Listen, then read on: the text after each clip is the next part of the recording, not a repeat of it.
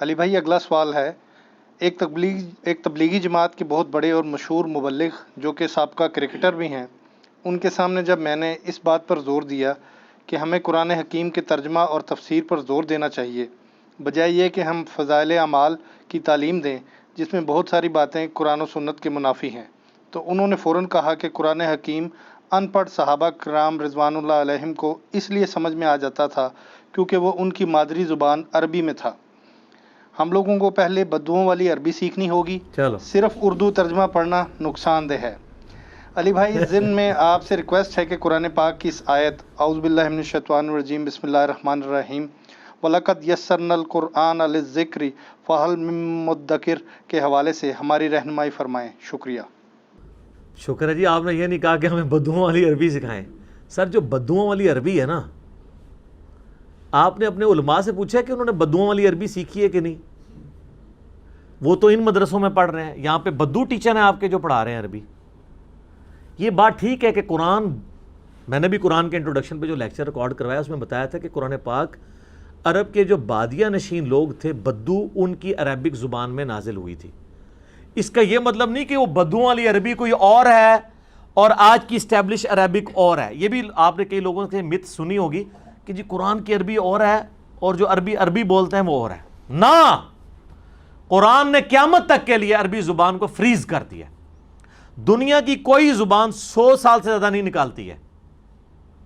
آپ ذرا 100 سال تو آج سے 70 سال پہلے کی اردو پڑھ کے دیکھ لیں، قرآن کے ترجمے 100 سال نہیں ابھی ہوئے ترجموں کو ہوئے، اشرف علی تھانوی صاحب اور اعلیٰ حضرت امام رضا بریلوی صاحب اور باقی، ذرا ان کی اردو کے الفاظ دیکھیں، کئی ایک ٹھیک ہے، جاوے گا، ہم کہتے ہیں جائے گا، تو یہ جاوے تو لفظ ختم ہو چکا ہے۔ اعلیٰ حضرت کے ترجمے آپ پڑھیں گے، ہم نے تم سے پہلے کئی سنگتیں حلال کر دیں، ختم کر دیں۔ اب آپ ترجمہ دیکھیں گے تو کئی امتیں، کئی قومیں ہلاک کر دیں۔ وہ سنگتیں ہلاک کر دیں، وہ سنگت کہتے تھے، قوم، سنگت کا لفظ ایسے استعمال بھی ہوتا ہے نا، لیکن اب ہمارے آج کی جو اردو بولی جاتی ہے اس میں تو یہ لفظ نہیں استعمال ہوتا، ایبسلیٹ ہو چکا ہے۔ شیکسپیئر کی انگریزی پڑھیں اور آج کی انگریزی میں آپ کو فرق نظر آئے گا۔ سر یہ قرآن کا زندہ معجزہ ہے کہ اس نے عربی کو 100 سال نہیں 1400 سال سے قلعے کے ساتھ باندھ کے رکھا ہوا ہے۔ عربی نے قرآن کی حفاظت نہیں کی ہے، قرآن نے عربی کی حفاظت کی ہے، فریز ہے۔ تو جو کہا جاتا ہے نا بدوؤں کی عربی، وہ اس لیے کہ اللہ تعالیٰ نے جو ان کی اوریجنل عربک لینگویج تھی، جو ایک عام بدو ان پڑھ جاہل کو بھی سمجھ آتی تھی نا، اس میں قرآن نازل کیا تھا۔ اس میں تو ہماری دلیل موجود ہے کہ اللہ تعالیٰ اتنی آسان بات کرتا ہے جو عام بدو کو بھی سمجھ آ جائے۔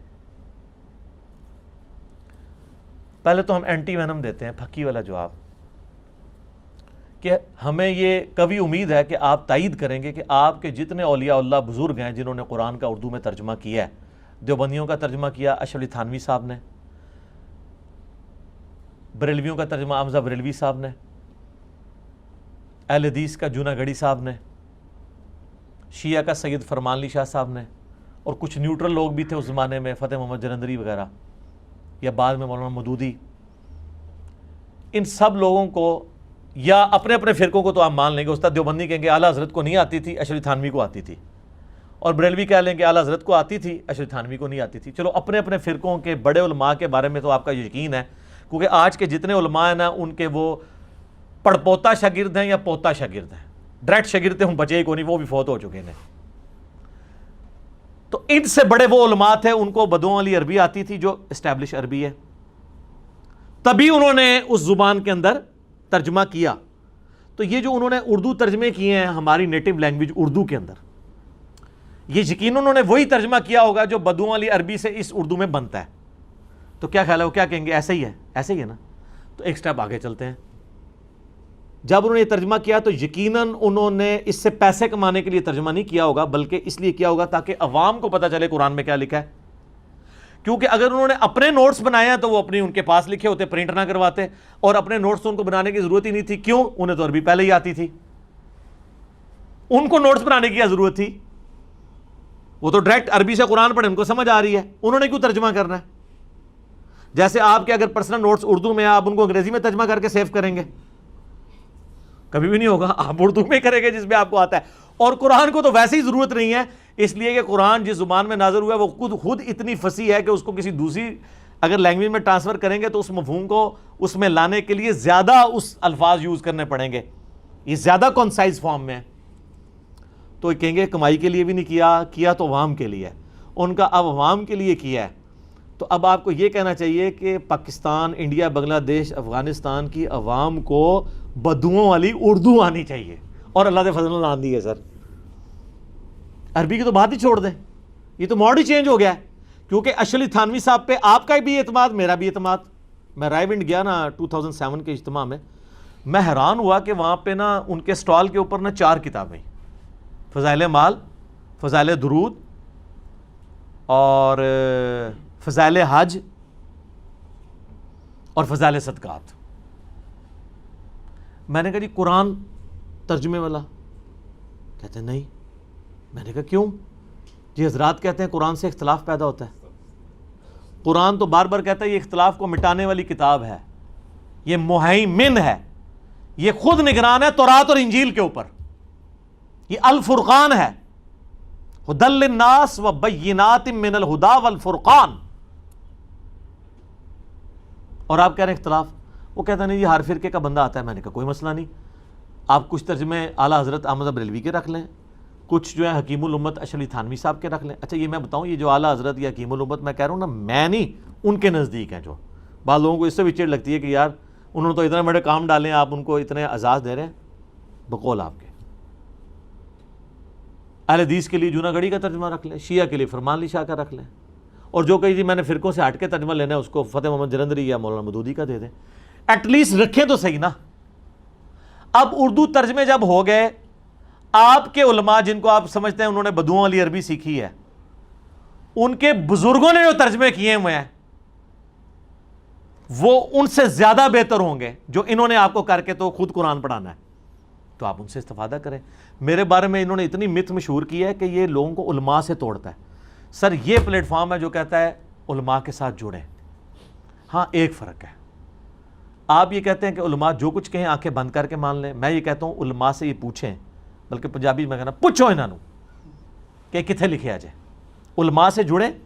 میں نے آج تک قرآن کا ترجمہ لکھ کے کسی کے حوالے کیا ہے. میں نے ہمیشہ کہا ہے کہ بریلوی ہو اعلیٰ حضرت کا ترجمہ پڑھ لو، دیوبندی ہو حکیم الامت کا ترجمہ پڑھ لو، اہل حدیث ہو جوناگڑھی صاحب کا ترجمہ پڑھ لو، شیعہ ہو فرمان علی شاہ صاحب کا ترجمہ پڑھ لو.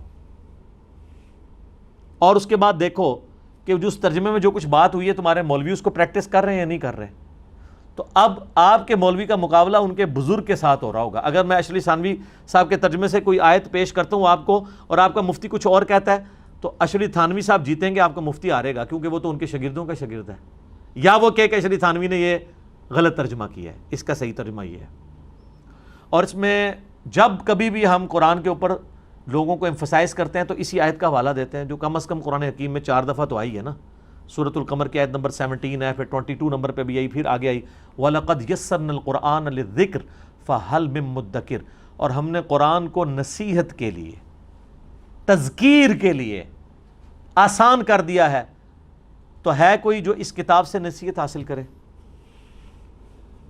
لو جی اعلیٰ حضرت نے تو اس آیت کے ساتھ کام ڈالا، اس کا ترجمہ ہی چینج کر دیا. ہم نے قرآن کو یاد کرنے کے لیے آسان کر دیا ہے، تو ہے کوئی اسے یاد کرنے والا؟ اور اس کو لے گئے حفظ کی طرف. ہے کوئی یاد کرنے والا؟ وہ حفظ کی طرف لگا دیا. یار یہ ذکر کو یاد دہانی بھی کہتے ہیں، لیکن وہ یاد دہانی یہ نہیں ہوتی کہ رٹا مارنا. قرآن کے لیے بھی ہے اِنَّا نَحْنُ نَزَّلْنَا الذِّكْرَ وَإِنَّا لَهُ لَحَافِظُونَ. ہم نے اس الذکر یاد دہانی والی چیز کو نازل کیا، ہم اس کی حفاظت کرنے والے ہیں. یہ کس کی یاد دلاتی ہے؟ اللہ کی. تو قرآن حکیم میں جو آیا نا وَلَقَدْ يَسَّرْنَا الْقُرْآنَ لِلذِّكْرِ فَهَلْ مِن مُدَّكِرٍ، قرآن کو یاد کروانے کے، یاد سے مراد حفظ نہیں ہے، اللہ کی یاد دلانا، نصیحت. ہے کوئی یاد کرنے والا؟ یاد کرنے والا وہ حفظ والا نہیں ہے.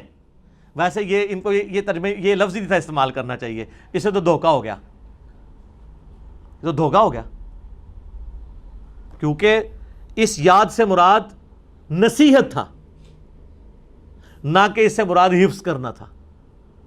اور اسی لیے آپ دیکھ لیں نصیحت پکڑ رہی کوئی نہیں ہے. کدھر پکڑی انہوں نے نصیحت؟ الٹا آپ کو کہہ دیا جی قرآن ڈائریکٹ نہیں پڑھنا، آپ گمراہ ہو جاؤ گے. کیوں؟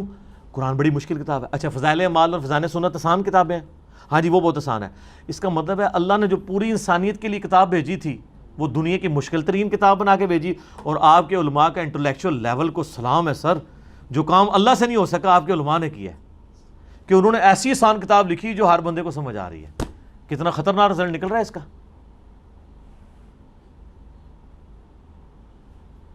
یہ جو دعویٰ کر رہے ہیں کتنا خطرناک رزلٹ نکل رہا ہے اس کا کہ اللہ تو بات نہیں سمجھا سکا. سر اللہ تعالیٰ نے تو کافروں کے تانے سن لیے ہیں اس کتاب کو آسان نازل کرنے کی وجہ سے کہ ایک ایسی کتاب ہے جس میں مکڑی کی مثال ہے، مکھی کی مثال ہے. تو اللہ تعالیٰ فرمایا سورۃ البقرہ میں اللہ تعالیٰ اس بات سے حیا نہیں فرماتا کہ مچھر کی مثال بیان کرے یا اس سے بھی کسی حقیر چیز کی. کیوں؟ اللہ کا مقصد بات کو سمجھانا ہے، اپنے علم کا روب ڈالنا نہیں ہے. اس لیے میں کہتا ہوں قرآن کی عربی اتنی آسان ہے، حدیثوں کی عربی جو پیور لٹریچر کی ہے. قرآن میں اللہ تعالیٰ نے بار بار وہی آیات ریپیٹ کی ہیں تاکہ نہ قرآن کی عربی مشکل نہ لگے، آسان لگے، لوگوں کو بات سمجھ آئے، ہر بندے کو اپیل کرے. باقی یہ جو دھوکہ دیا نا انہوں نے کہ جی وہ ترجمے چینج کر دیے، ایک چپ کٹو نے دوا چپ پا چھڑ دینے اور یہ ترجمے چینج کر دیے. اچھا جی چھوڑے جی ترجمے چینج کر دیں، تسی جس ترجمے نو مندے ہو نا او لے آؤ. دسو کس نے ایاک نعبد و ایاک نستعین کا ترجمہ یا علی مدد کیا ہے؟ شیعہ کا بھی اٹھا کے دیکھیں ترجمہ، انہوں نے بھی ساتھ تفسیر میں لکھا ہے کہ آیت ثبوت ہے کہ مدد صرف اللہ سے مانگنی چاہیے. اعلیٰ حضرت نے پتہ کیا ترجمہ کیا؟ اے اللہ تیری ہی عبادت کریں اور تجھی سے مدد چاہیں. سب سے بیسٹ ترجمہ کیا ہے. باقی صاحب نے ترجمہ کیا اللہ تیری عبادت کرتے ہیں اور تجھی سے مدد چاہتے ہیں. یہ ترجمہ کمپریہنسو نہیں ہے. کیوں؟ یہ نعبد اور نستعین یہ مضارع کے سیکھے ہیں اور عربی میں دو ٹینس ہیں، پاسٹ ٹینس اور پریزنٹ ٹینس. فیوچر اسی کے اندر آ جاتا ہے. پریزنٹ اور فیوچر کے لیے ایک سیگا استعمال ہوتا ہے اور پاسٹ کے لیے علیحدہ. اس کو کہتے ہیں فعل ماضی اور یہ ہے فعل مضارع. یہ مضارع کا سیگا ہے. اس کا ترجمہ صحیح پتہ کیا بنتا ہے؟ اے اللہ تیری ہی عبادت کرتے ہیں، تیری ہی عبادت کریں گے. تجھی سے مدد چاہتے ہیں، تجھی سے مدد چاہیں گے. اب یہ دو بار جملے لکھنے پڑنے تھے. اعلیٰ حضرت نے کیا کمال ترجمہ کیا ہے. اے اللہ تیری ہی عبادت کریں اور تجھی سے مدد چاہیں. مراد کیا؟ جب جب پوجیں تجھی کو پوجیں، چاہے آج پوجیں چاہے کل پوجیں، اور جب جب چاہیں تجھی سے مدد چاہیں، چاہے آج چاہیں چاہے بعد میں چاہیں. اب اگر اعلیٰ حضرت خود غوث وقت سے مدد مانگتے رہے یا ان کے ماننے والے کسی بابے کو پکارے تو قرآن نے تو یہ تعلیم نہیں دی ہے. قرآن تو اپنی تعلیمات کے اندر بالکل واضح ہے. تو اس لیے میں کہتا ہوں قرآن میں ترجمے میں ڈنڈی نہیں ماری رہی تفسیر. سر تفسیروں نے تو اکثر اوقات قرآن کے اوپر ظلم ڈھایا ہے. اکثر تفسیریں قرآن کو کاؤنٹر کرنے کے لیے لکھی گئی ہیں کیونکہ جب انہوں نے ایک مفہوم نہیں ماننا تھا دوسرا ڈالتے. اب آپ یہ دیکھیں یہ ایاک نعبد و ایاک نستعین میں شبیر احمد عثمانی کی تفسیر جو کافی عرصہ سعودی عرب سے فری بانٹی جاتی تھی، پھر سعودی والوں کو جب پتہ چلا اس میں غلط عقائد ہے انہوں نے بند کر کے وہ صلاح الدین یوسف صاحب کی شروع کروائی. اس میں انہوں نے اس آیت کی تفسیر میں لکھا ہے یہ جو اولیاء اللہ سے مدد مانگی جاتی ہے یہ بھی اللہ ہی کی مدد ہے. تو یہی بریلوی بھی کہتے ہیں. اور یہ والی مدد جو آپ عام بندے سے مانگتے ہیں وہ دوسری ہے، وَتَعَاوَنُوا عَلَى الْبِرِّ وَالتَّقْوَى وَلَا تَعَاوَنُوا عَلَى الْإِثْمِ وَالْعُدْوَانِ. نیکی پرہیزگاری کے کاموں میں ایک دوسرے کی مدد کرو، برائی میں الگ رہو. یہ والی جو مدد ہے نا ایاک نستعین یہ ہے دعا، یہ صرف اللہ سے ہوگی. اَمَّن يُجِيبُ الْمُضْطَرَّ إِذَا دَعَاهُ وَيَكْشِفُ السُّوءَ وَيَجْعَلُكُمْ خُلَفَاءَ الْأَرْضِ أَإِلَٰهٌ مَّعَ اللَّهِ. سورۃ النمل آیت نمبر 62. بھلا بتاؤ تو کون ہے جو تکلیف میں گھرے ہوئے شخص کی فریاد کو سنتا ہے اور اس سے تکلیف کو دور بھی کر دیتا ہے، اور تمہارے آباء و اجداد کے مرنے کے بعد تمہیں اور تمہارے مرنے کے بعد تمہاری اولاد کو زمین پہ خلیفہ کرتا ہے. الہ مع اللہ، کیا اللہ کے ساتھ اور الہ بھی ہے؟ اس میں اللہ تعالیٰ نے بتا دیا جس کو اللہ کے سوا مشکل کے لیے پکارو گے نا مدد کے لیے گویا تم اسے الہ مان رہے ہو. میرے بھائیو یہ جھگڑا ہی نہیں مولا علی کو اختیار ہے یا نہیں. مولا علی کو شیخ عبد القادر جیلانی کو اختیار ہو تب بھی آپ ان کو مدد کے لیے آج کی ڈیٹ میں نہیں پکار سکتے. مولا علی بھی اللہ کو پکارتے تھے. مولا علی کا صحیح شیعہ بھی وہ ہوگا جو اللہ کو پکارے گا. آپ یہاں بیٹھے ہیں، میں آپ کو کہتا ہوں مجھے پانی پلا دو، بالکل ٹھیک ہے، وَتَعَاوَنُوا عَلَى الْبِرِّ وَالتَّقْوَى. اور آپ بغداد میں ہیں، وہاں بھی قبر کے اندر دفن ہے، اور میں کو مجھے پانی پلا دو، وہی بات وہی جملہ شرک ہو جائے گا. اس کو اور آسانی سے سمجھیں. بارش کون برساتا ہے؟ اللہ. بائی چانس ہو بھی رہی ہے، الحمدللہ. لیکن یہ ڈیوٹی کس کی ہے؟ فرشتوں کی. لیکن کبھی ہمیں وسوسہ بھی آتا ہے کہ ہم بارش کے لیے کسی فرشتے سے کہیں کہ اے فرشتے تجھے اللہ نے اختیار دے رکھا ہے تو مہربانی کر بارش اللہ کے اذن سے ہی نازل فرما دے، یا فرشتوں یہ پیغام دے دو کہ گرمی کا موسم قریب آ رہا ہے. وہ تو نعت لکھی تھی نا، وہ نعت بھی غلط ہے. فرشتوں کو نہیں آپ نے کہنا، آپ نے کہنا اللہم صلی علی محمد. وہ حدیث ٹھیک ہے کہ سنن نسائی میں حدیث ہے کہ اللہ کے کچھ فرشتے زمین میں سیاحت کرتے ہیں، میرے امتیوں کا سلام مجھ تک پہنچاتے ہیں. لیکن نبی علیہ السلام نے یہ نہیں کہا کہ آپ نے فرشتوں کو کہنا ہے، آپ نے کوئی ڈیوٹی اسائن کرنی ہے. نہیں، انہوں نے تو اللہ کا کہنا ماننا ہے، آپ کا تو ماننا ہی نہیں ہے. فرشتے کو آپ مدد کے لیے کسی اسائنمنٹ کے لیے نہیں پکار سکتے. تو بارش کی ذمہ داری اگر فرشتوں کی ہے، مدد کس سے مانگنی ہے بارش کے لیے؟ اللہ سے. تو اگر بالفرض کسی بابے کی کوئی ڈیوٹی لگی بھی ہوئی ہے آپ کی نظر میں، مانگنا پھر بھی اللہ سے. تو یہ جو اس طرح کے دھوکے دیتے ہیں نا کہ جی وہ قرآن حکیم جو ہے وہ ترجمے سے ڈائریکٹ پڑھیں گے گمراہ ہو جائیں گے، صرف اس لیے کر رہے ہوتے ہیں کہ نا آپ کو قرآن سے دور رکھیں. پھر اور کوئی بہانہ نہیں ہوگا نا تو الٹیمیٹلی یہ بہانہ ہوگا جی دیکھیں جی ترجموں میں اتنا فرق ہے، کس کا پڑھیں؟ سر جس کا مرضی پڑھیں، کوئی فرق ہی نہیں ہے.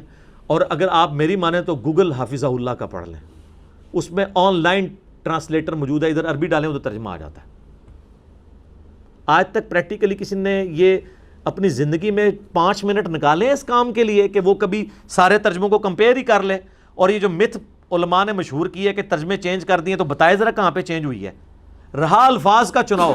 سر آپ 10 صحابہ کو بھی بٹھائیں نا جن کو اردو آتی ہو، وہ ایک طرح کے الفاظ کا ترجمہ نہیں کر سکتے عربی کا اردو میں. آپ 10 PhD انگلش بٹھا لیں جن کو اردو اور عربی آتی ہو، اور ان کو کہیں کہ جناب اس کا ترجمہ آپ ذرا کرو، کیا وہ 10 کے 10 ایک طرح کے الفاظ کے ساتھ ترجمہ کریں گے؟ نہیں. کبھی بھی ایک زبان دوسری زبان میں ایک طرح کے الفاظ کا ٹرانسفر نہیں ہوگی. لیکن آپ یہ مانیں گے کہ وہ 10 کے 10 کا مفہوم ایک ہی ہوگا. اگر کوئی بسم اللہ کا ترجمہ کرتا ہے اللہ کے نام سے شروع، وہ بھی درست. جو کرے گا شروع کرتا ہوں اللہ کے نام سے، وہ بھی درست. اور جو کرے شروع اللہ کے نام سے، تو وہ کہتے ہیں جی کرتا ہوں تو لڑکی کا کرے گی، وہ تو کرتی ہو جائے گا. وہ کہتے ہیں شروع اللہ کے نام سے. او خدا دنا ہے، شروع کر، شروع کر. تو شروع ہی جی پھنس گئے ہیں، ایدے جی اچھائی رکھے ہے جناب کہ جی وہ شروع کتوں ہو رہا ہے جی، او شروع کر اگے بھی ٹور، شروع کر. اس طرح ہو ہی نہیں سکتا کہ 100% ایک طرح کے الفاظ ہوں. یہ سارے ان لوگوں کے دھوکے ہوتے ہیں. کبھی کس طریقے سے شیطان داخل ہونے کی کوشش کرتا ہے. لیکن سر اللہ تعالیٰ نے ہر بلا کے اوپر ایک بلا چھوڑی ہوئی ہے، ٹھیک ہے، کہ جو ان ساری بلاؤں کو غائب کر دیتی ہے. یہ جتنی لیم ایکسکیوزز پبلک کے سامنے لے کے آئیں گے ہم اتنے ہی ان کو جوابات دیں گے. پھر دیکھیں فضائل اعمال میں انہوں نے لکھا ہے کہ جی 18 علوم چاہیے قرآن کی تفسیر کے لیے. یار تفسیر کرنے کا تو آپ کو کہہ ہی نہیں رہے، ہم تو کہہ رہے ہیں ترجمہ پڑھیں اور عمل کریں. ہمیں تو پتہ ہے کہ 18 علوم کے نام تو پہلے آپ کے علماء کو بھی نہیں آتے. اگر وہ آئیں گے بھی اس میں ایک سائنس کا علم ہے، وہ سرے سے نہیں آتا. آپ کے علماء تو آج تک یہ نہیں فیصلہ کر سکے کہ زمین ساکن ہے یا نہیں ہے. وہ بھی جینی صاحب آپ کو سمجھا رہے ہیں آ کے. جیالوجی کا علم ہے، ایمبریالوجی، باٹنی. وہ سر ایمبریالوجی سے سپیلنگ نہیں لکھ سکتے، علم تو بڑی دور دی گل ہے. تو 18 علوم تو ان کو بھی نہیں آتے سارے. سر یہ تفسیر کی بات ہے. قرآن کا جو مقصد ہے نصیحت، وَلَقَدْ يَسَّرْنَا الْقُرْآنَ لِلذِّكْرِ فَهَلْ مِن مُدَّكِرٍ، نصیحت کے لیے. یہ چلیے بھائی اس کا نمبر آئی تھنک شاید پہلے آپ نے سورہ قمر کا 17 بولا تھا، یہ 32 نمبر نہیں 17 پہ بھی ہے. ہاں جی 4 دفعہ میں نے کہا ریپیٹ ہوتا ہے. 32 پہ بھی ہوتا ہے، 17 سے سٹارٹ ہوتا ہے. آپ ذرا کھول کے 17 دیکھیں. جی جی جی 17 بھی ہے، 22 بھی ہے، 32 بھی ہے. تو جیالوجی کا علم ان کے پاس آیا ہوگا؟ نہیں. 18 علوم ہے. اچھا 17 علوم کے بعد انہوں نے لکھا کہ 17 علوم تو آپ حاصل کر لیں گے، 18 واہ بھی ہے. واہ بھی پتہ کیڑا ہوتا ہے؟ God gifted. آپ 17 حاصل بھی کر کے آ جائیں، آپ کہیں گے جی وہ تو نہیں ہے آپ کو. ظاہر ہے وہ تو کون کلیم کر سکتا ہے؟ یہ جو کلیم کیے ہوئے ہیں وہ بھی نہیں کر سکتے، کیونکہ بریلویوں کے کلیم کیے ان کو دیوبندی نہیں مانیں گے، دیوبندیوں کو وہ نہیں مانیں گے، اہل حدیث ان کو نہیں مانیں گے، سنی ان کو نہیں مانیں گے، شیعہ ان کو نہیں مانیں گے. اور کہتے ہیں 18 علوم. یہ تفسیر کے لیے ضرور چاہیے ہوں گے. قرآن کا مقصد تفسیر نہیں ہے، نصیحت حاصل کرنا ہے. اور نصیحت والی آیات قرآن میں بالکل واضح ہیں، اطیعوا اللہ و اطیعوا الرسول۔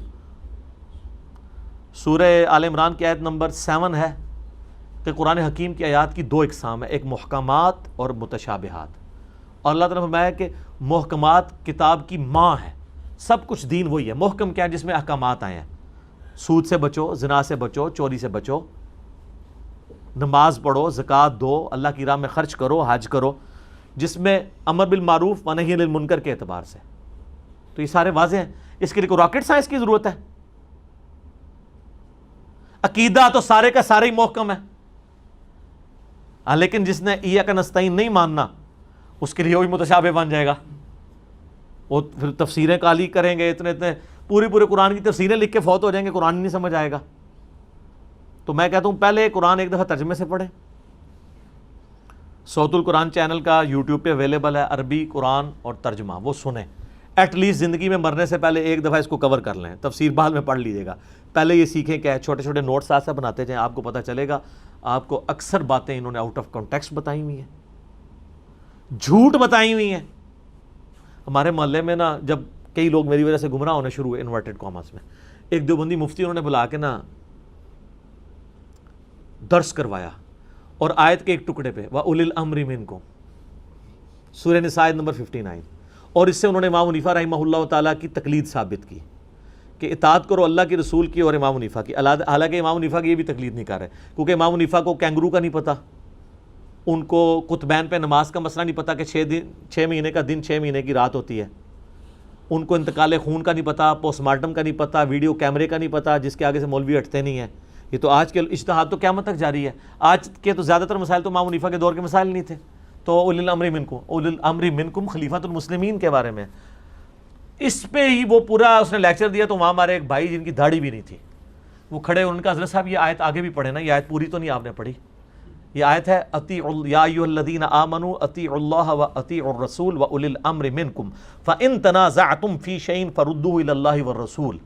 اگر اولو الامر سے بھی تمہارا جھگڑا ہو تو معاملے کو پلٹانا ہے اللہ اور اس کے رسول کی طرف، کتاب و سنت کی طرف۔ ان کنتم تؤمنون باللہ والیوم الآخر، اگر واقعی تم اللہ اور یوم آخرت کو مانتے ہو، ذالک خیر و احسن تأویلا، اسی میں تمہاری خیریت ہے اور اسی کا انجام بہتر ہونا ہے۔ تو یہ آگے آپ پڑھیں نا، اس میں تو آیا کہ آپ تقلید اگر مطلقاً ہوتی تو امام سے اختلاف ہی نہ ہوتا، یہ تو اس امام سے اختلاف کا کہا گیا ہے کتاب و سنت کی روشنی میں۔ وہ کہتا نا جی میرا درس بس صرف اتنے حصے پہ تھا۔ سر آمنہ کے لیے آپ ایسے درس کیا رکھیں، نماز کے قریب مت جاؤ۔ پھر ہمارا کوئی اسٹوڈنٹ آپ اٹھ کے کہے گا سر آگے پڑھے لکھا ہوا ہے جب تم نشے کی حالت میں ہو، اس سے اگلا درس رکھیں کہ اللہ ہی عیسیٰ ابن مریم ہے، پھر ہمارا اسٹوڈنٹ آپ کو بتائے گا اس سے پیچھے بھی لکھا ہے لقد کفر الذین قالوا ان اللہ هو المسیح ابن مریم۔ کہانیاں، ڈرامے، 2 نمبریاں۔ تو اللہ کا فضل ہے کہ یہ پلیٹ فارم دعوت حق، اس کی جو دعوت حق کی طاقت، میں نہیں کہتا ہماری طاقت ہے، وہ اسی پہ ہے کہ ہم نے لوگوں کو کتابوں سے جوڑا ہے، اور ہم ان بابوں کو مانتے ہیں جو کتابوں کو مانتے ہیں۔ جو بابے کتابوں کو نہیں مانتے واللہ انہوں نے تو عزت یہ ویل کی تھی اسی بنیاد پہ۔ آپ کسی بزرگ کی عالم دین کی عزت کیوں کرتے ہیں کہ یار اس کو قرآن حدیث کا علم ہے، اور اگر وہ قرآن حدیث کا دشمن ہو، نہ خود پڑھے نہ کسی کو پڑھنے دے، اور الٹا کہے کہ جو ڈائریکٹ پڑھے گا گمراہ ہو جائے گا، وہ عزت کے قابل رہ جائے گا؟ مجھے لوگ اکثر کہتے ہیں جناب جن بزرگوں کے ذریعے آپ تک یہ قرآن و حدیث پہنچے آپ ان کا احترام نہیں کرتے۔ سر میں کرتا ہوں، میں ان بزرگان دین کا بھی احترام کرتا ہوں، میں ان انگریزوں کا بھی احترام کرتا ہوں جن کے پرنٹنگ پریس پہ اتنی کلرڈ بک دارالاسلام نے چھاپی ہے، اگرچہ میں ان انگریزوں کو رحمت اللہ علیہ نہیں کہہ سکتا کیونکہ وہ کفر پہ مرے ہیں۔ آپ کو اس لیے نہیں کہہ سکتا کہ آپ کے بزرگوں میں اکثر گستاخانہ عبارتیں ہیں۔ تو صرف بزرگوں کا نام نہ لیں کہ کتابیں انہوں نے بچائی ہیں، نہ، آپ کے بزرگوں پہ ہوتا تو 8-10 ہی بخاری کے نسخے ہوتے۔ یہ تو انگریز کا کمال ہے، اس نے پرنٹنگ پریس آپ کو دی ہے تو آج گھر گھر میں بخاری موجود ہے۔ یہ انگریز کا کمال ہے کہ یوٹیوب دی ہے اور جناب اپلیکیشنز اسلام 360 یا مکتبۃ الشاملہ بنے ہیں، ایزی قرآن و حدیث بنے ہیں۔ اس میں آپ کے بزرگ کا کیا کمال ہے؟ وہ تو ایک گھڑی نہیں بنا سکے جس میں آپ نماز کا ٹائم سیٹ کر سکیں۔ تو اب آپ اس طرح کریں، انگریزوں کی عزت کرنا شروع کر دیں، ان کے آگے اونچا سانس لینا چھوڑ دیں، ان کا احترام شروع کر دیں، کیونکہ انہوں نے دین آپ تک پہنچایا نا، کنٹریبیوشن ہے۔ تو کیا کہیں گے؟ نہیں یار جب ان کے عقیدے کتابوں کے مطابق نہیں، بے شک انہوں نے خدمت کی ہے، تو یہ تو آپ کو کہہ رہے ہیں۔ اور اگر آپ کے قرآن و حدیث سے ثبوت تو سن لیں، بخاری مسلم دونوں میں حدیث ہے، نبی علیہ السلام نے فرمایا اللہ تعالیٰ فاسق سے بھی دین کا کام لے سکتا ہے۔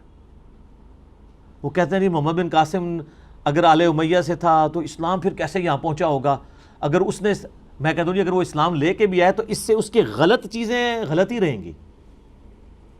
حجاج ابن یوسف نے اگر کوئی اچھا کام کیا ہے، عبد الملک بن مروان نے قبۃ الصخرہ ڈوم آف دا راک یروشلم میں بنوایا ہے، تو ہزاروں صحابہ کو بھی تو قتل کروایا ہے انکلوڈنگ عبداللہ ابن زبیر۔ تو آپ وہ کام اپنی جگہ، برائی اپنی جگہ، اللہ فاسق سے بھی دین کا کام لے سکتا ہے، اور ان کی مت تو ویسے ہی ختم ہو گئی ہے۔ سر آپ کے بابوں نے کلمے پڑھائے تھے یا نہیں پڑھائے تھے؟ ڈاکٹر ذاکر نائک حافظہ اللہ تعالیٰ نے سینکڑوں ہندوؤں کو، جن میں ہندوؤں کے پنڈت بھی شامل ہیں، آن کیمرہ کلمہ پڑھایا ہے۔ تو یہ ہزاروں جو لوگ مسلمان ہوئے ہیں ڈاکٹر ذاکر نائک کے ہاتھ پہ، تو کیا بریلویوں نے ڈاکٹر ذاکر نائک کو جو ہے وہ مان لیا ہے شیخ الہند، غوث وقت؟ کیا کہیں گے؟ وہ کہیں گے کلمہ پڑھایا تو کیا ہوا، عقیدے تو صحیح نہیں نے۔ تو سر تواڈے بھی، تواڈے بابے نے عقیدے بھی ٹھیک نہیں نے، کلمہ پڑھایا تو کیا ہوا؟ جو آپ بات کریں گے، جو آلو آپ ہمیں فٹ کریں گے، آپ کو پتہ نہیں اس سے پہلے آپ کو فٹ ہو رہا ہوگا۔ تو آپ نے اگر ہماری بات پہ آنا ہے تو آئیں۔ اسی کو ہم نے عرض کیا ہے کہ مرنے سے پہلے اے مسلمان کر لے اس پہ غور، کتابوں کا خدا اور ہے، بابوں کا خدا اور۔ کہنے کو تو دین سب کا اسلام ہے، لیکن کتابوں کا جہاں اور ہے، بابوں کا جہاں اور۔ تو یہ ذہن میں رکھیے گا، جب تک بابے راستے سے نہیں ہٹتے امت کو آپ نہیں جوڑ سکتے۔ مجھے مولانا اسحاق صاحب سے، طارق جمیل صاحب سے جو بنیادی اختلاف ہے نا، وہ یہی ہے۔ وہ یہ سمجھتے تھے کہ اپنے اپنے بابے قائم رکھتے ہوئے امت میں اتحاد ہو جائے، نہیں ہو سکتا، کیونکہ بابے تو ایک دوسرے کو مسلمان ہی نہیں سمجھتے، ان کے ماننے والے کیسے ان کو ایک دوسرے کا احترام کر سکتے ہیں؟ جو طارق جمیل صاحب کہتے ہیں اپنا چھوڑو نہ کسی کا چھیڑو نہ، نہیں، ہم کہتے ہیں اس کے الٹ ہے، پہلے اپنے آپ سے دستبردار ہوں اور دوسرے کو بھی چھیڑیں، ہو سکتا ہے کچھ بات اس کی بھی ٹھیک نکل آئے۔ اور مولانا اسحاق صاحب کیا کہتے تھے؟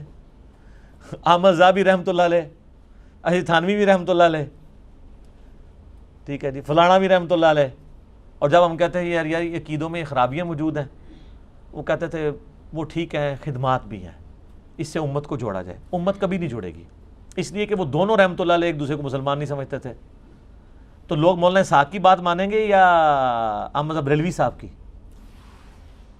احمد بریلوی صاحب نے حسام الحرمین میں علماء دیوبند کے بارے میں ڈکلیئر کیا ہے کہ یہ مرتد اور واجب القتل ہیں، اور اجماع ہے ان کے اوپر، اور وہ عام علماء دیوبند نہیں، اشرف تھانوی، رشید احمد گنگوئی، اسماعیل امبیٹوی،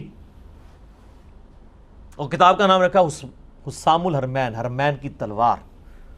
تو تلوار ظاہر ہے ساروں کے اوپر چلا رہے ہیں۔ اس کے جواب میں یہ 1905 میں لکھی گئی، 1906 میں لکھی گئی، المحند علی المفند، ہند کی تلوار ایک مفند سٹھیائے ہوئے بابے کے اوپر، اور سٹھیائے ہوا بابا انہوں نے احمد بریلوی کو کہا، اور اس میں لکھا انہوں نے کہ احمد بریلوی ان کی پوری جماعت ایک شیطانی لشکر ہے جو ہم پہ حملہ آور ہو گیا۔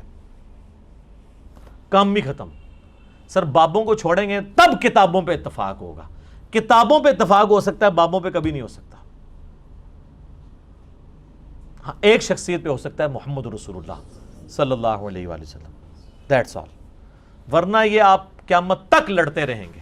اور سر پریکٹیکلی ہم نے یہ اتفاق کروا کے آپ کے سامنے رکھ دیا ہے، ایسا اتفاق کرایا کہ ہماری وجہ سے ہمارے مخالفین نے آپس میں اتفاق کر لیا ہے۔ اتنا بڑا اتفاق آپ نے دیکھا تھا کہ بریلویوں کے پیج کے اوپر اہل حدیثوں کی ویڈیوز چل رہی ہوں میرے خلاف، اور اہل حدیثوں کے پیج کے اوپر بریلویوں کی ویڈیو چل رہی ہوں میرے خلاف۔ وہ بریلوی جو کہ امام کعبہ کے پیچھے نماز نہیں ہوتی، اور وہ امام کعبہ کے ماننے والے اہل حدیث جنہوں نے سعودیہ سے فتویٰ نکالا ہوا ہے کہ بریلویوں کے پیچھے نماز نہیں ہوتی، اب ایک دوسرے کا احترام کر رہے ہیں۔ بلکہ وہ ایک بریلوی نے کلپ چڑھایا، وہ جیسے کوئی ناکام عاشق کسی جنگل میں چلا جائے نا اور وہ شاعری شروع کر دے، اس طرح وہ ایک جنگل میں گیا ہوا ہے اور اس نے سامنے اپنا کیمرہ رکھا ہوا ہے۔ میں نے کہا پتہ نہیں کیا اس پہ افطار ٹوٹی ہے، اور وہ کہہ رہا ہے کہ کتنا اچھا دور تھا، لوگ اپنی اپنی مسجدوں میں نمازیں پڑھتے تھے، اپنے اپنے علماء سے پوچھا کرتے تھے۔ مجھے اس وقت تک نہیں پتا کہ یہ آگے کیا کہنے والا ہے، میں نے کہا پتہ نہیں کیا ہو گیا۔ کہتا ہے پھر یہ دیکھیں ایک انجینئر آ گیا۔ اب لوگوں کا علماء سے اعتماد ہی اٹھ گیا۔ یہ انجینئر کی وجہ سے نقصان ہوا ہے کہ لوگ علماء پہ اعتماد کرنا چھوڑ گئے۔ سر میری وجہ سے علماء پہ اعتماد نہیں اٹھا، علماء کے اپنے کرتوتوں کی وجہ سے اٹھا ہے، کیونکہ ہم جب کوئی بات بتاتے ہیں نا قرآن میں لکھا ہے، وہ جا کے کہتے ہیں آپ نے ہمیں کیوں نہیں بتایا۔ ہم کہتے ہیں بخاری میں لکھا ہے، وہ کہتے ہیں آپ نے ہمیں کیوں نہیں بتایا۔ اب اہل حدیث کی عوام ان کے علماء پہ فٹ ہوئی کہ آپ ہمیں بچپن سے اتنی دور کی کتاب کی حدیث ہمیں بتاتے رہے، حاکم کی، کتب ستہ میں تو نہیں آتی نا، الموطا امام مالک میں اس کی روایت موجود ہے لیکن وہ بھی مرسل ہے، 2 واسطے چھوٹے میں، حاکم سے لے کے آتے ہیں، کتاب و سنت 2 چیزیں چھوڑ کے جا رہا ہوں۔ اور مسلم شریف میں جو 4 حدیثیں تھی غدیر خم کی، قرآن و اہل بیت، وہ تو انجینئر صاحب نے بتائی ہیں، وہ درس نظامی والے اسٹوڈنٹ بھی کہتے ہیں کہ سر ہمیں تو نہیں پتہ تھی، اور اگر وہ کہتا نا ان کو پتہ تھی تو یہ ایک عالم دین بتائیں کہ میری ویڈیوز بننے سے پہلے کبھی کسی عالم نے غدیر خم کی حدیث کے اوپر ویڈیو کبھی ریکارڈ کروائی ہو۔ اب تو لوگ کروا رہے ہیں، اب تو وہ لال رومال والا بھی مولا علی کہتا ہے، ٹھیک ہے، اب اس کو نہیں، اب پتہ چلا ہے کہ مولا کا معنی جو ہے وہ آقا بھی اور جگری یار بھی ہوتا ہے، صرف مشکل کشا نہیں ہوتا۔ تو صرف انجینئر صاحب کو مان لینا آپ، جو 800 سال میں ایک دفعہ آتا ہے، لیکن ہم یہ نہیں کلیم کرتے۔ ان میں کوئی آیا ہوتا تو انہوں نے فوراً مان لینا تھا، اور منیو بھی نا، میں مذاق کے طور سے کہہ رہے پاویں میں نہ اسی واسطے نہیں لیا، ورنہ انہوں نے کٹ لینا سے بچوں جو بھی کہہ سکتے ہیں، ٹھیک ہے۔ تو یہ مانے کہ آپ کے اندر یہ خرابیاں تھی، ہم نے ہائی لائٹ کی ہیں، یہ بہت بڑی دشمنی کر رہے ہیں، پوری زندگی بابوں کے پیچھے گھومتے رہتے ہیں، اور آخر میں فضائل اعمال کی چونکہ بات ہوئی ہے، فضائل سنت کا بھی یہ حال ہے۔ میں آپ کو بتاؤں، فضائل اعمال میں نے اس کے اوپر ایک مجلس ریکارڈ کروا دیا، اوورال کتابوں کا خدا اور ہے، بابوں کا خدا اور، مجلس نمبر 100، میری زندگی کا سرمایہ ہے انشاءاللہ تعالی۔ میں اللہ تعالیٰ کو کہہ سکتا ہوں میں نے یہ زندگی میں یہ کام ایسا کیا ہے جو صدیوں میں ایک یونیک کام تھا، جو کسی کی جرت نہیں ہو رہی تھی کرنے کی، کہ لوگوں کو بتایا جائے کتابوں کا خدا اور ہے، بابوں کا خدا اور۔ اس میں بھی میں نے جو شروع کا 1 گھنٹہ مقدمہ پیش کیا، اس میں نے پیش کیا تھا فضائل اعمال میں لکھا ہوا ہے، فضائل ذکر والے چیپٹر کے، فضائل قرآن والے چیپٹر میں، قرآن کے پڑھنے کی جو تلاوت کے فضائل ہیں، کہ ایک رات احمد بن حنبل کو خواب میں اللہ تعالیٰ کی زیارت ہوئی۔ کہانی کا سٹارٹ ہی بلنڈر سے ہو رہا ہے۔ یہ حضرت موسیٰ علیہ السلام کو خواب میں کیوں نہیں زیارت ہوئی؟ 143 الاعراف آیت نمبر 143 میں اللہ تعالیٰ نے موسیٰ علیہ السلام کہا تو مجھے نہیں دیکھ سکتا، پہاڑ کی طرف دیکھ۔ ادھر اگر موسیٰ علیہ السلام کو اللہ تعالیٰ کہتا ہے کہ میں نے احمد بن حنبل کو بعد میں زیارت کرانی ہے، خواب والا پیکج منظور ہے، انہوں نے کہنے سے بالکل یا اللہ، جڑا پیکج موسیٰ علیہ السلام کو آفر نہیں ہوا ہے احمد بن حنبل کہانی۔ یہی امام حنیفہ کے بارے میں انہوں نے مشہور کیا۔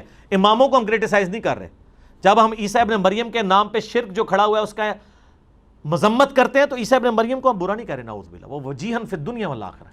تو احمد بن حنبل کہتے ہیں میں نے اللہ سے پوچھا کہ سب سے زیادہ تیرا قرب کیسے حاصل کروں، تو کہا قرآن کے ذریعے۔ تو احمد بن حنبل نے کہا یا اللہ سمجھ کے یا بغیر سمجھ کے، اندازہ کرو۔ احمد بن حنبل کو تو یہ کہنے کی ضرورت نہیں تھی، ان کو تو عربی آتی تھی۔ یہ سمجھے کہ احمد بن حنبل کدھر پنجاب دے کسی قصبے پیدا ہوئے نے، کہ سمجھ کے بغیر سمجھ کے۔ اور اس سے بڑی بات یہ احمد بن حنبل کو جاہل مانتے ہیں، کیونکہ عالم کو تو عربی آتی ہوتی ہے۔